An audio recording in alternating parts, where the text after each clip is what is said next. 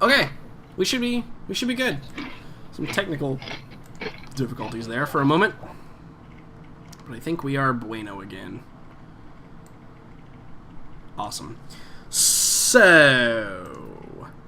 we're going to figure out if you guys are going to be able to get the spike drive 2. I mean, more than likely they'll work with you. It will kind of be, in what capacity they're going to work with you, and like if they're going to hold it kind of like against you or that kind of stuff. Yeah.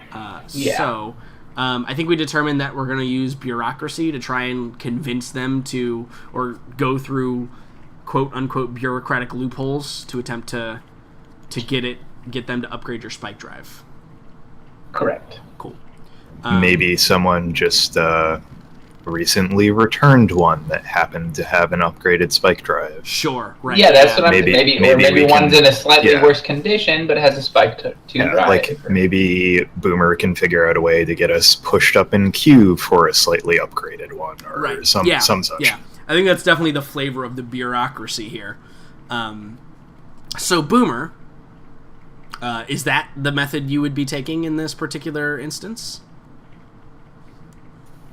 Yes, definitely you guys really want us to have this, and according to, section codes XYZ, subsection D, X through I, and if you especially look at, subsection of the subsection of E in the Q to Q. Absolutely. Cool. So let's go ahead and make a bureaucracy roll. A basic success will get you what you want. Anything beyond that will get you additional, maybe some additional stuff.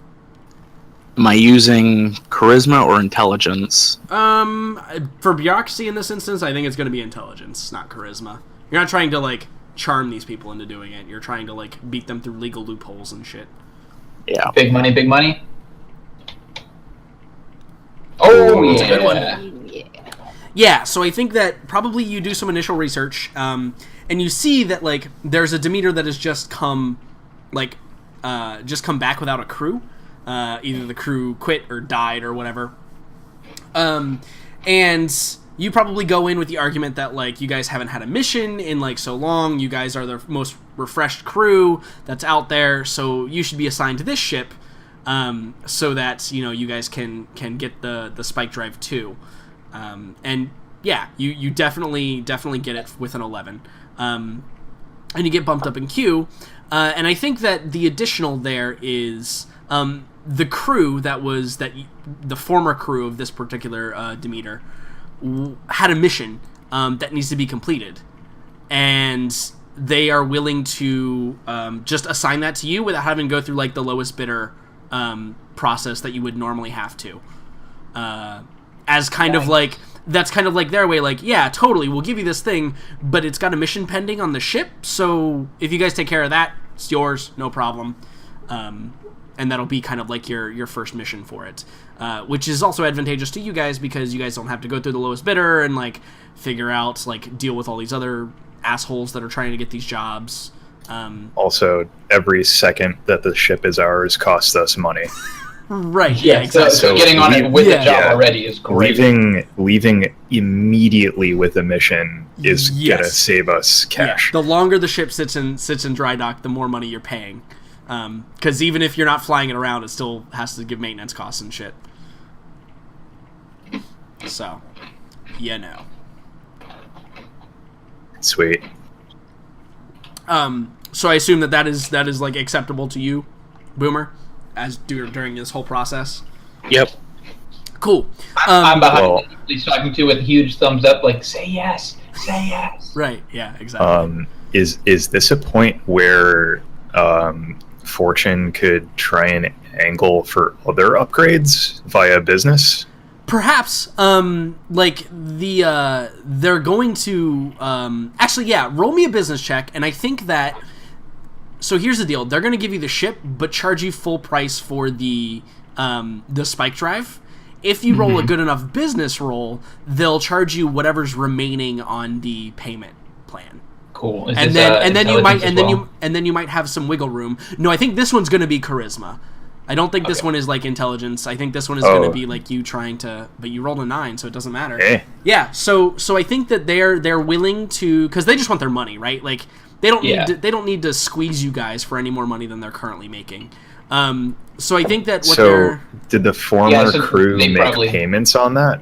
yes, so Is that's that what you're that's what I saying? mean. Yeah, so the former crew has Okay, made some awesome. payments on their spike drive, not in full, and they haven't had it for very long. But you are going to reduce the initial cost. I think they've paid probably about 25 grand on it.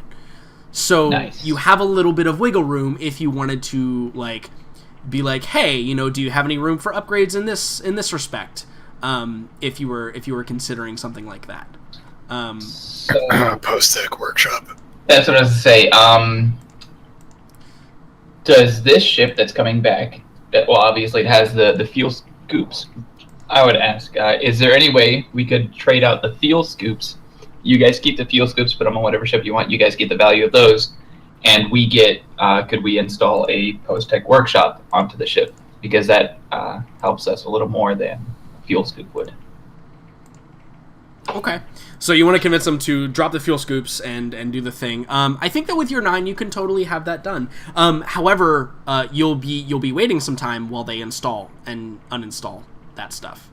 I give Boomer a side look to see if he gives me the thumbs up. Right. So like the deal is they're willing to do it, but you also have a mission pending. So like they're willing to do it for you and like get it all worked out. But if you guys want to, you guys would have to sit in dock for a couple of weeks to get it done.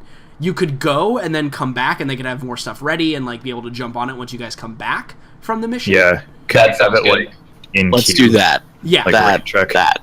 Yeah, you guys can totally have that happen. Like they're totally willing to finance you for the thing. And I think like the big question is they're like, yeah, sure, no problem. They're like, will you be making payments now on the workshops? And would you like us to tie that into the payments for the Spike 2 upgrade, or you know, would you like to wait until we've actually done the installation? I think we should start paying it off now. Okay, hold on. I'd be like, let me speak to my associate real quick, and I pull Boomer away. Okay. Who's we, by the way? Myself and Boomer, I think we're the only two No, I in mean this what- negotiation. the we Oh. that Boomer was referring to, who we're going Oh. to be paying for his workshop, since I know his ass is broke. It's true. Not completely broke. It's true. Broke, And it's I have not some patents workshop. pending.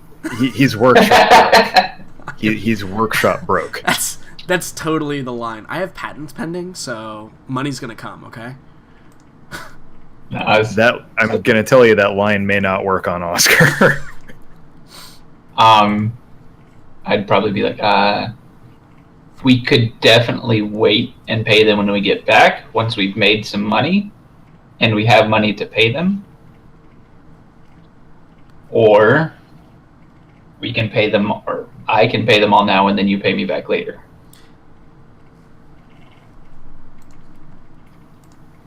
How much are you going to put down now? I can do all of it. But I'd rather wait until we get back when we have some more money and Right. So we can inspect the work efforts done, and if it's not up to your standards, then we're not paying the other for deal it. is having them uninstall the fuel scoops is more expensive than what the workshop costs. But having them uninstall the fuel scoops requires like, you know, labor time and shit like that. Like the 5K is to buy the workshop. To install it costs a lot more. It actually is probably going to be about break even if I'm looking at this right, based on how much like work costs, like per day, per whatever. Because they're gonna have to have like quite a few people uninstalling and installing shit, and like, you know, they gotta pay their salaries somehow. So it's gonna be about break even. So you won't necessarily have to put any money down, like right up front on it. So that's the good thing about getting something really expensive removed and getting something less expensive put on. Okay. But the problem is, to install the workshop, you will have to lose a cargo, or you actually have open room. Actually, never mind. Hold on, that's not necessarily true. Let me redo my thing here. Let me redo my math. So you guys have 5 free mass. You're gonna lose 2. and then lose 2 more. So yeah, you guys will have enough free mass actually to do it. So never mind. You guys have an open space for a workshop. So ignore that part. But yeah, it's not really the money putting down. It's probably the money for like the 75K you guys owe now. All right. So then I'd be like, well, we'll just tell them we'll pay them after contracts get completed.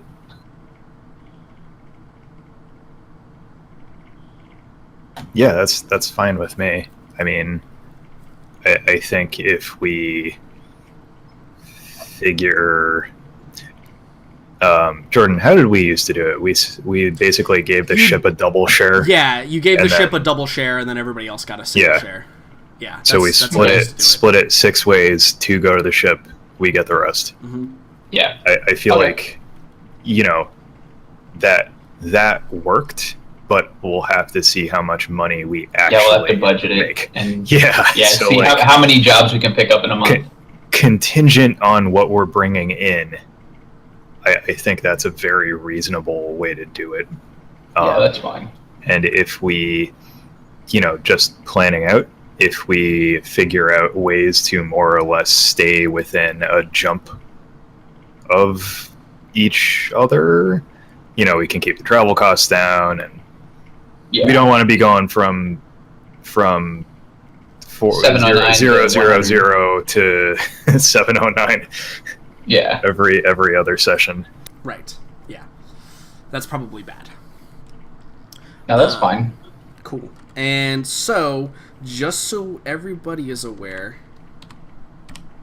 So are they asking for any money up front right now? No. So they inform you that the previous owners had paid the April month rent. Mm-hmm. And they had actually just gotten it installed in January. So 4 months, it's a 36-month lease at $100,000, plus they put some money down. So if you look on the thing for Spike-2, so they expect an additional 2,344 credits per month for the Spike 2. And then this is different as well. 3, 3, 4. Cool. So the cost is up there, but you guys are good until like May. So you have like a whole month and a half to figure it out. Okay. So sorry. Is this maintenance cost, is that the full cost that we have to pay every month? Correct, yes. The 3334 plus the 2344 plus the 600 per month per person. So that's like an additional 3,000. I'll just say 3K per month. So we owe $6,334 a month, pretty much, to the ship. A little more than that, but yeah. Okay. Yeah, you guys will end up owing, because you have to make the payments on the Spike 2 upgrade. Mm-hmm. Right? Plus 3334 plus 2344. So it's about 8.678. So I'll put that in here. So like 8.7 a month. 678 per month total. There. All right. Yeah, that's about the monthly total. Which, to be fair, I mean, based on the job that you guys did, it took you about a month, and you guys each earned 5,000, right? Like every single one of you. So Wait. there was. When did I get 5,000? I mean, like the crew earned 5,000 plus the extra money from you each got 500 from the West Wind contact, and arguably you guys weren't the most efficient in your plans there. No. And I made extra money doing the right. You made a lot of extra money doing the Claris contract. Mm-hmm. So, but. I mean, like, they wouldn't just set this up expecting you guys to fail. Like, the jobs you're going to be able to take are much more lucrative, and you guys could take a lot of other jobs based on people that you meet, things that happen. So it's not going to be, like, terribly hard to meet that number, because you guys are on, like, the lower end. And I'll just let you know, like, out of game, I'm not going to make it super hard. Like, you guys are going to start getting fed more and more money because you have, like, upkeep costs and shit. I'm not going to screw you guys by being like, haven't paid rent this month, they're coming to take your ship. Unless you guys decide not to pay on purpose. And then I might... In case we don't do any work. Right, in case you guys are just like, we're going to go around and do stuff that doesn't get us paid anymore.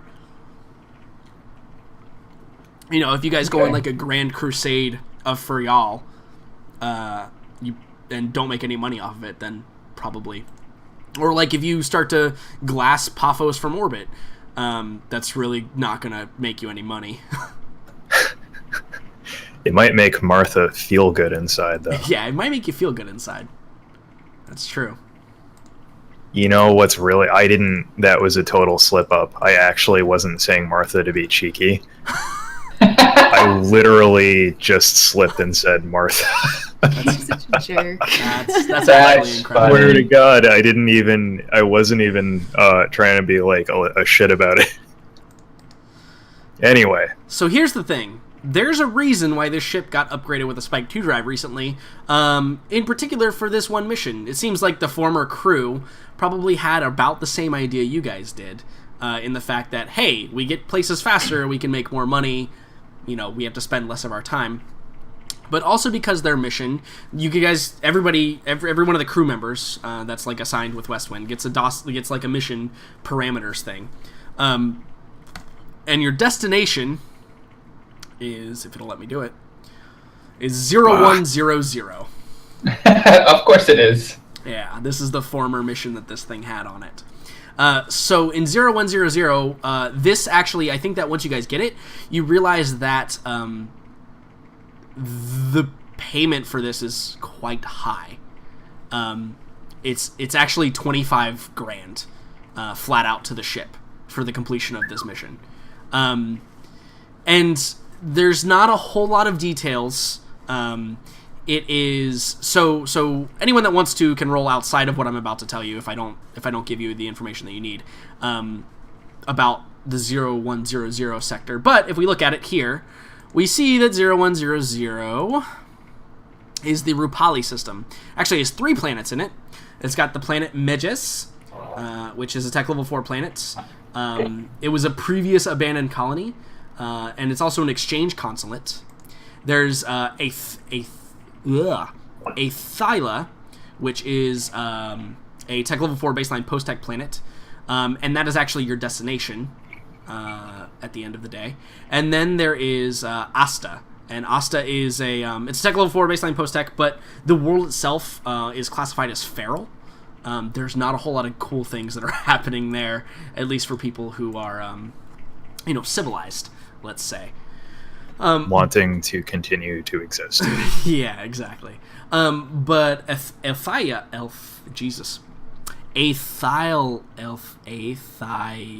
Athila? That's what I think. Let's say Athila. Sure, that's easier to say. So Athila is your destination target.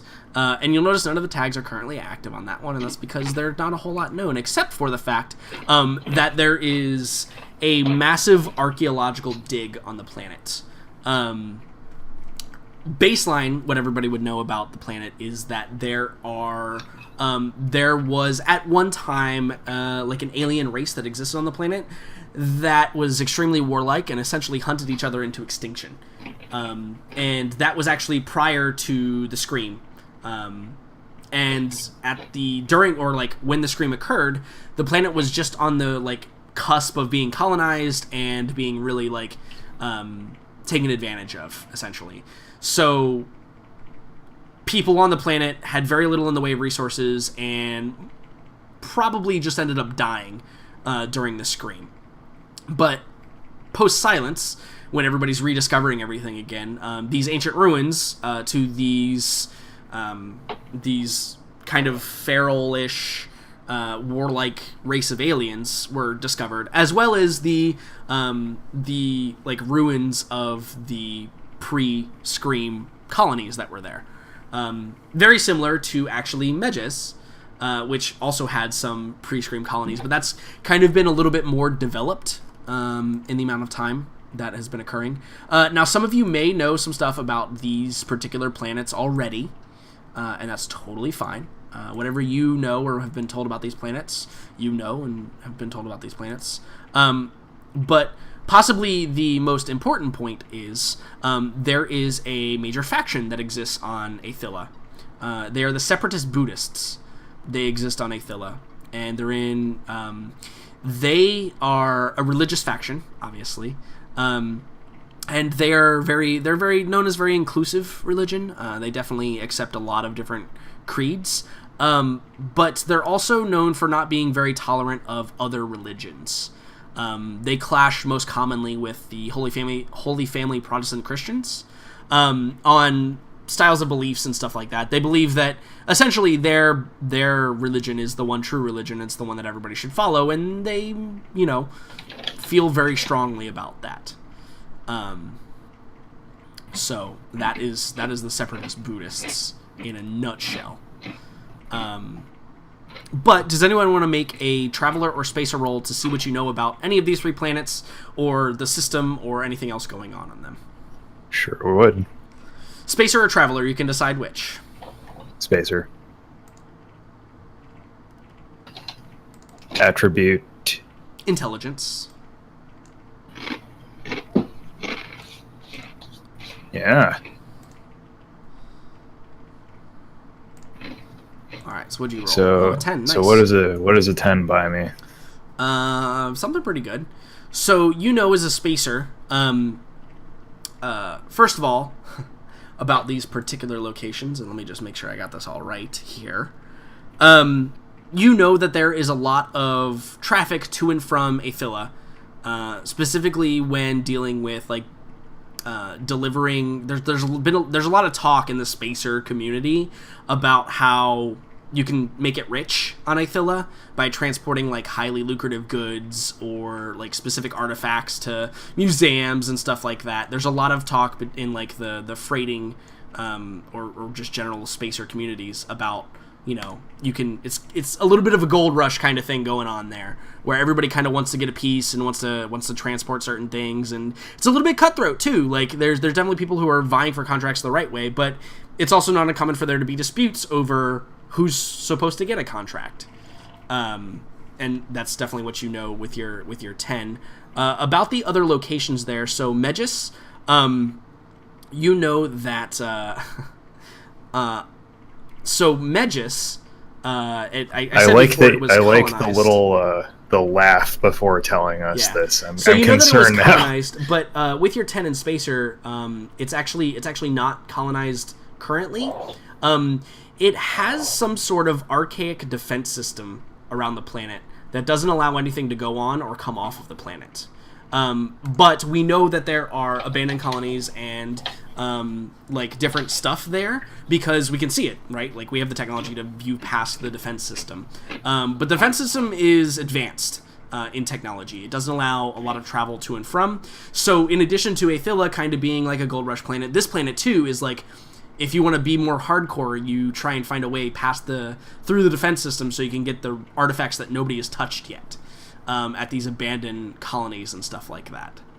And so there hasn't yet been a large fleet or force that has attempted to really mine out the planets, mostly because no one wants to waste their resources on trying to get past defenses. So it's kind of been left for the smaller pirate factions or spelunker factions to kind of do themselves. Vault hunters. Yeah, vault hunters, right, exactly. Basically vault hunters. Borderlands. It's basically the planet. It's basically Borderlands the planet, yeah. I think Oscar would actually he would certainly relay that to people to the rest of the crew. He'd say, did we say it was Megis? Yeah, or Megis. Was it Asta? Megis is the planet that has the defense system. Yeah, he'd say, I've heard stories, and they may only be that, but Megis may be worth investigating. Provided, well, let's see how the ship flies. Yeah, let's make sure the ship flies first. Yeah. And we'll see if we can get past the possible TL5 defense system around. Right. He says, basically a tomb world with a planetary defense gone awry. Yeah. So, regardless of the other two, you don't know a whole lot about Asta with a spacer check, because there's not a whole lot of spacer activity going on at Asta. It's a cold planet, has no native biosphere, and it's very thin, airless atmosphere. Somewhat similar to Paphos, but it's cold instead of hot like Paphos was. But there are people who live on it who have adapted to the climate and to the biosphere there, like no native biosphere, for example, for regular humans. But these people have somehow adapted or somehow been able to live there. But they also maintained their tech level 4 technology, but they don't seem to build like spacecraft and stuff like that. Like they don't have like a standing fleet or anything like that. But there's also not a whole lot of valuable resources on the planet. So again, the major factions don't see a point in spending resources trying to like mine it out or anything like that, because there's just been no value found to it. So they kind of just let the feral people do what they want, because that's what you do when you don't want to spend resources on stuff. So you rolled a 7 on Traveler check, Boomer. I don't think a 7 is enough to get any more than I've given already on a Traveler, but if anybody else wants to try a Traveler or try and beat that spacer roll to get some more information about it, they totally can. By that I mean... I assume that I am precluded from that. Yeah, right. Yeah. Okay. you roll one or the other. You don't get to roll both. Because I'd like to, but I don't think that's going to... Mm-hmm. I don't think Fortune had ever been there, so... Okay. Yeah, it probably isn't a planet that Claris has had much... Or multiple planets that Claris have had much interest in at all. Yeah, so I probably don't know anything. Gogo, do you want any information on that via a Traveler or... Jesus. So Gogo... So Gogo, Yes. when I'm taking notes. when Oscar mentions about the defense system around Megis, you know that there are pretty positive signs, or at least those rumors that are not really rumors, they're kind of based in fact, but you know with some certainty that there is some AI system that controls the defense system on that planet. It's not like on automated defense. It's been known to, and maybe you attempted to try and make your life outside of racing. Maybe you were going to be a salvager, right? And like you heard the stories about this, and after I feel like it's trucker lore, right? Like yeah, sure, yeah, about like if you fly too close to Megis, like the AI is going to take over your ship. Exactly. But like there's actual like there's some evidence to that being true. Is that there is most likely an AI, because of like there's probably been whispers of like things adapting to like different attempts at breaking through, and with automated systems that just wouldn't happen, right? For Athila, you know that space truckers tend to not bother with the planet, mostly because the artifacts and stuff are like one-offs. There's not like mass materials coming out, but you do probably know through some other stuff that there's a pretty strong presence of criminal activity in the space around it, be it pirates or be it drug runners or whatever. It's becoming, beyond like the researchers and archaeologists that are there, it's becoming somewhat of a haven, because again, it's gold rush and anybody with money has money that they can steal. It's becoming kind of a haven for miscreants in the spatial regions. There are a few space stations that exist in orbit around Athila that some of them have higher concentrations of ne'er-do-wells than otherwise. But Asta's not really a spacer planet. You wouldn't know any more than I think Oscar on that one.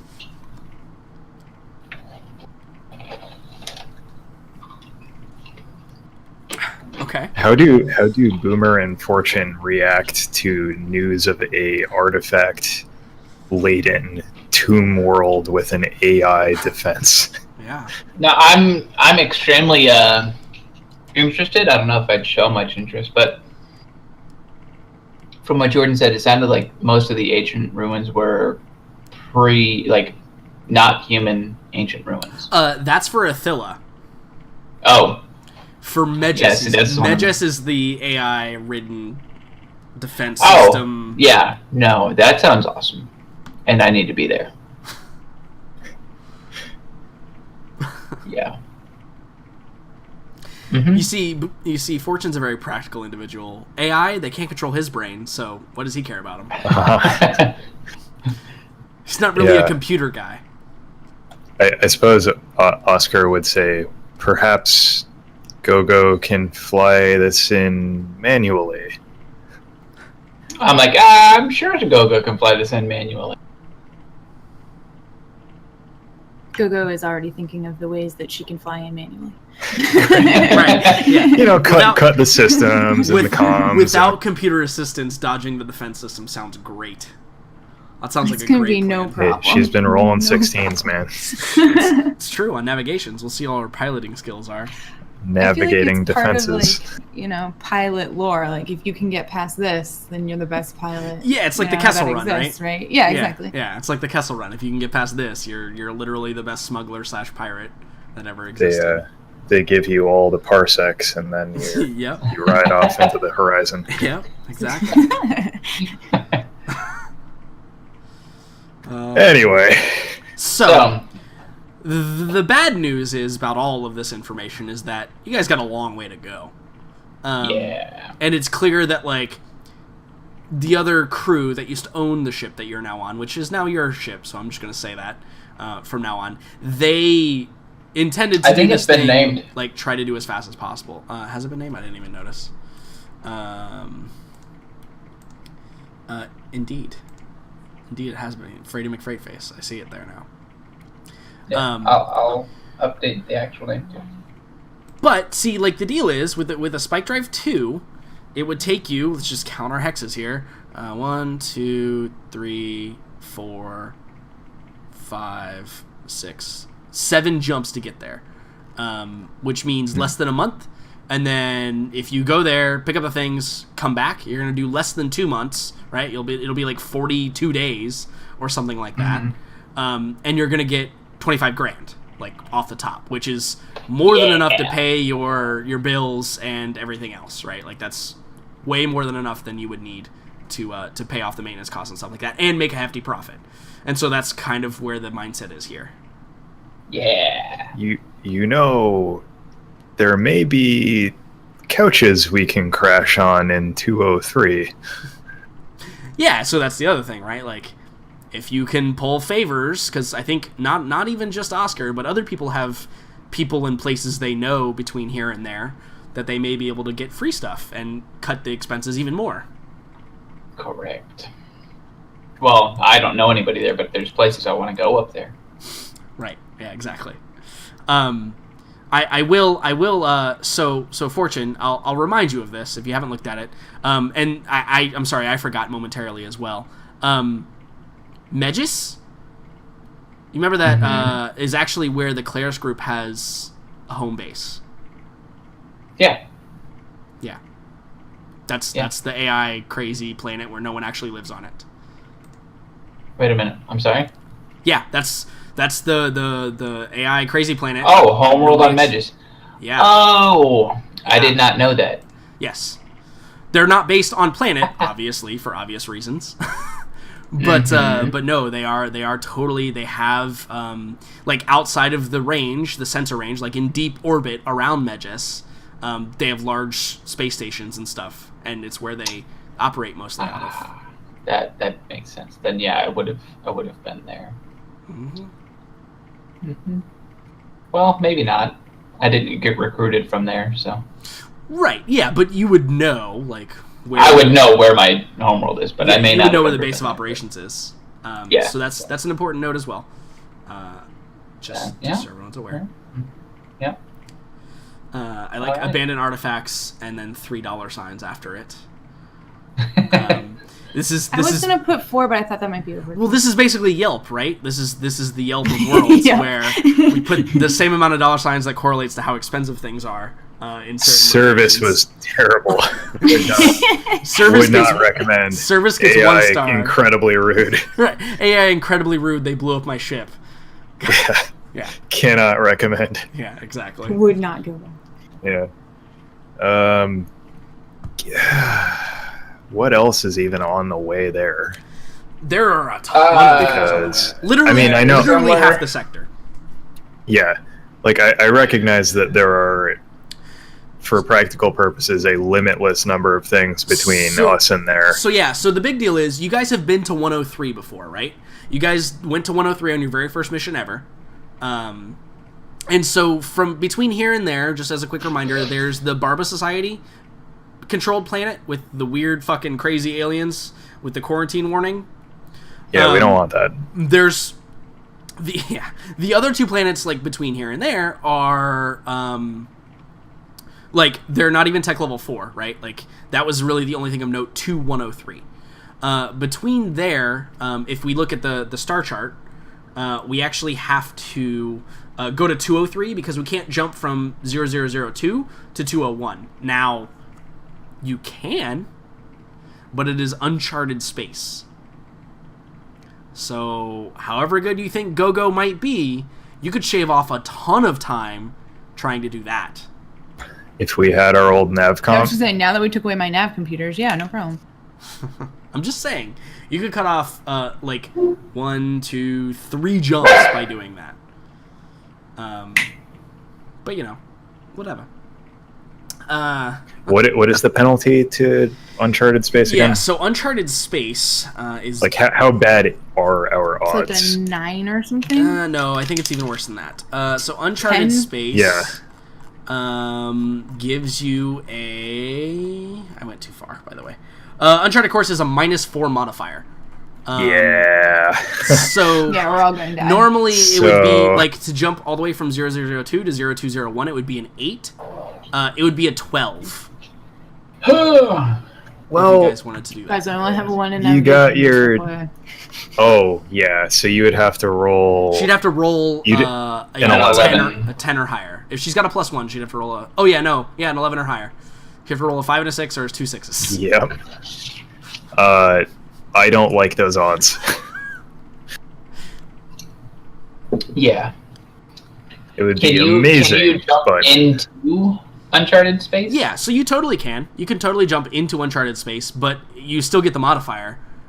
It would only be Yeah, an but 11. it's- It would only be an 11 to jump Only. from. Yeah. Okay. It's a -1 modifier to go your second hex. So Okay.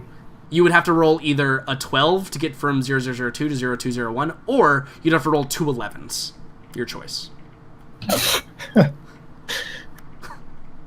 no So that's not an option, is what I'm hearing. Got it. that's about the gist of what I'm trying to convey. Anything is an option. So, well, it's not a survivable option. I'll put it that way. Yeah. Yeah. I mean, yeah, this chart gets pretty bad. You could always, like, if you fail the navigation check, you could always then roll an 18 on 3d6 and then drill successful and on time. Well, we'll see. I think we will leave that up to our pilot when the time Yeah. comes, Yeah, definitely. as I am not the pilot. Sure. Cool. So, the actual mission is you're going to head to Athila, make contact with Westwind archaeologists on a portion of the planet who have uncovered like a rare thing, like an object to be transported back to Westwind specifically. That's basically the like gist of the mission. Being that it's so expensive, probably means that whatever you're transporting is probably worth something of value. But you know, that you'll have to determine when you get there. It doesn't specify what you're actually transporting. All right. Let's get a move on. Okay, cool. Yeah. So, you guys, you load up your ship now. Now we get the walkout view. Let's just talk about what does it look like when you guys are all transporting all of your shit off of the Apollo class and moving it to your new Demeter class. Arthur definitely has a very small backpack, not small, but a backpack neatly packed with all of his belongings, except for the rifle over his shoulder and like 4 ammo boxes. Yeah, you're just like that just don't. Yeah. Yeah, I've got like an ammo box underneath each arm and then an ammo box in each hand. Yeah. And I'm trying to but my belongings, there's nothing there. But ammo, tons of it. Yeah, just tons of ammo boxes. Cool. Yeah. Hey. Yeah, So- I think Oscar's probably in a similar boat, except that it's not a backpack. He just has a familiar-looking barrel, Yeah. and that's about it. It takes him maybe 1 trip tops to move all of I his assume belongings Stanley over. is also inside of said barrel. As You your- may assume whatever you wish. Okay, cool. I am alluding to that, yes. Yeah, okay, cool, awesome. I think the other two are really So, the interesting yeah. ones here, right? He would be then turning his help. He would be offering his help to his crewmates after that, whether or not they take him up. So Gogo, how many trips does it take you to get all of your clothes over to the new ship? Well, you see, Margaret's got a lot of stuff, and she wouldn't really want any of y'all to touch any of it, so she would probably be doing it all Oh, herself. Oscar doesn't have to touch It's it. true. That I would appreciate, so I probably actually would let you help. Well, Chan, like, I think Chan is that- definitely going to help. This is true. But I think you get this montage of Margot, like, slowly and carefully taking all of her posters down, you know, from the wall and, like, looking at them longingly and, like, folding them up. And I think all of her clothes, she's, like, very carefully. Now, this takes, like, hours, unless, you know, you all are, like, you know, yelling at me to go faster. Yeah, it's an all-day affair. Oh, we are bleeding credits, Gogo. Coco just shoots you we like need the to go. dirtiest look and just keeps like kind of, you know, going at her same pace. This is like really a big deal for her because I think that she's been on this ship for quite some time and she's accumulated a lot of stuff and she really likes her room and exactly how she had it. So I think it's kind of like it's a sad time for her. Yeah, and Chan is like meticulously like loading everything onto like probably like a grav cart as you're like dumping it out, and like it's all being packed like extremely neatly and efficiently, and you know, he's once you get everything, he probably bows and he says, "Will that be all, Overseer Gogo?"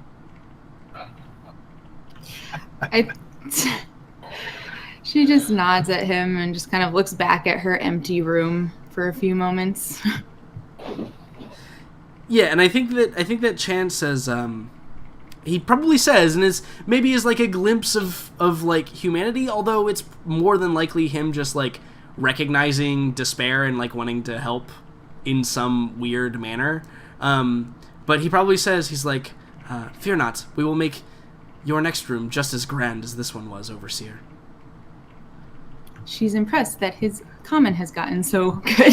Yeah, I mean, like that's the information he's transpiring. I know. Yeah. I kind of just look at him and then just solemnly walk away. Yeah, and he's just like dutifully pushing the cart behind you. Its low hum of its grav engines just raising it up above the ground. Boomer.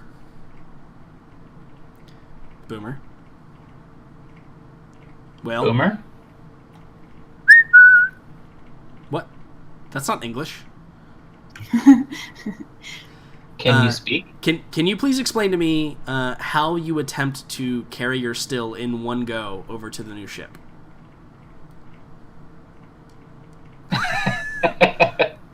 Okay, all right. So like, I assume that we just get this image of Boomer like slowly taking apart.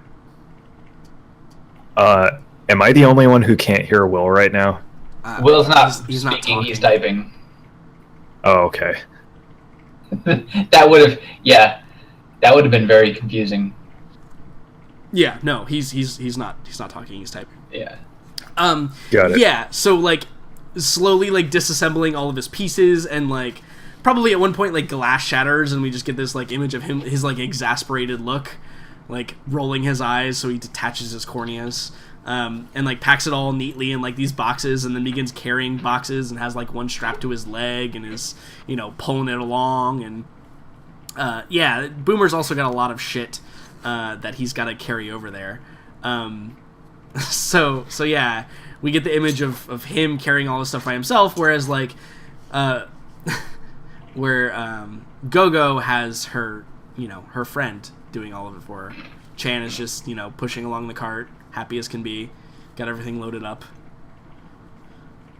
So you get to the Demeter 1582, and it is it's roughly the same shape and style as the Apollo was that you guys had before. But like it's just different, right? Like you get inside, it doesn't smell quite the same.